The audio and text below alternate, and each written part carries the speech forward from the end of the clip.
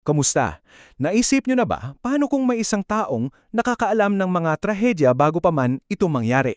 Well, ngayon, pag-uusapan natin ang isang serye ng mga hula na iniugnay kay Narciso Ulalo at yung mga pangyayari na sinasabing katuparan daw ng mga ito ayon sa ating source. Maraming simbahan ang masisira at masusunog. Grabe, di ba? Ang bigat ng linyang yan. Isa tong napakatapang na pahayag na talagang naging sentro ng usap-usapan. Pero, teka, saan nga ba to nanggaling? At ano ba talaga ang buong konteksto nito? So ayon pala sa source, itong hulang to ay parte ng isang mas malaking mensahe na ipinahayag daw ni Narciso Ulalo noong May 13, 2015. Tandaan nyo yung petsang yan dahil dito raw mismo nagsimula ang lahat. Okay, so ano ba ang laman ng babalang ito mula 2015? Tara, silipin natin yung buong nilalaman. Ano-ano pa nga ba ang mga sinasabi nito na dapat daw nating malaman? Ang pinaka-general na warning, malinaw, isang sensitibong kalamidad ang darating at libo-lido raw ang mamamatay. Parang ito yung pinaka-umbrella warning, di ba? Yung sumasakop sa lahat ng iba pang mas specific na mga hula. At ito pa, may isang mahalagang point dito. Sabi ng source, parang may nagbago raw sa takbo ng mga sakuna simula 2010.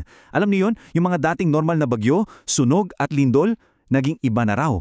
Mas matindi, mas madalas, na parang hindi na ito basta nagkakataon lang.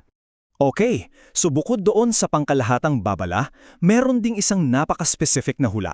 At ito ay tungkol sa pagbaha. Pero hindi raw ito yung ordinaryong baha na alam natin ha.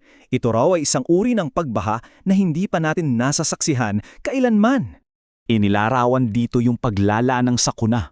Parang step by step, magsisimula raw sa mga lugar na dati namang tuyo, biglang babahain. Tapos, yung mga ilog, aapaw. Sunod, pati dagat, aakyat na sa lupa. At ito yung pinaka-wild sa lahat, yung pang-apat. Pati raw bulkan, babahain. Paano nangyari yun, dama? So ang tanong, paano raw napatunayan ang mga hulang ito? Dito na natin titingnan kung paano kinonekta ng source itong propesya sa mga totoong nangyaring kalamidad at magfo-focus tayo dito sa pagkasira ng mga asimbahan. Okay, balik tayo doon sa pinakasentro ng hula. Maraming simbahan ang masisira at masusunog. Ngayon, isa-isahin natin yung mga pangyayari na direktang iniuugnay rito ng source. Ayon sa source, pagkatapos daw i-share yung mensahe, sunod-sunod na. May 3 simbahan daw na nasunog agad. Tapos, may mga simbahan sa Nepal na gumuho dahil sa isang malakas na lindol.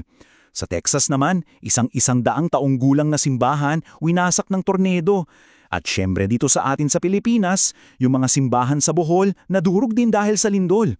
Lahat yan itinuturing na katuparan ng propesiya. Siyempre, ang unang iisipin ng iba, baka nagkataon ng lahat yan, di ba? Pero para sa mga naniniwala sa mensaheng ito, hindi raw. May mas malalim daw na kahulugan sa likod ng lahat ng trahedyang ito. At dito nagbabago ang buong kwento. Ang pinupunto rito ay hindi raw ito mga coincidences. Ang mga kalamidad na ito raw ay mga paalala mula sa Diyos. So, mula sa pagiging mga random na event, bigla silang nagkaroon ng mensahe, may purpose.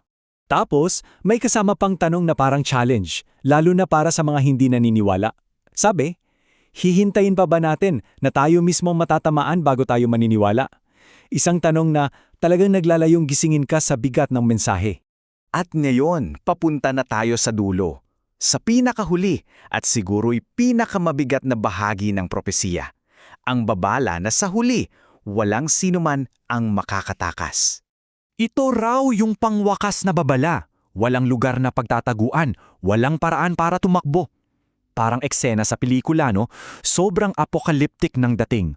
Ang sabi pa, maghintay dahil tatabunan kayo ng tubig at lupa. So dito, napakalino ng pagkakaiba ng kahihinatnan ayon sa source. Para sa mga naniniwala, wala raw dapat ikatakot, handa na raw sila.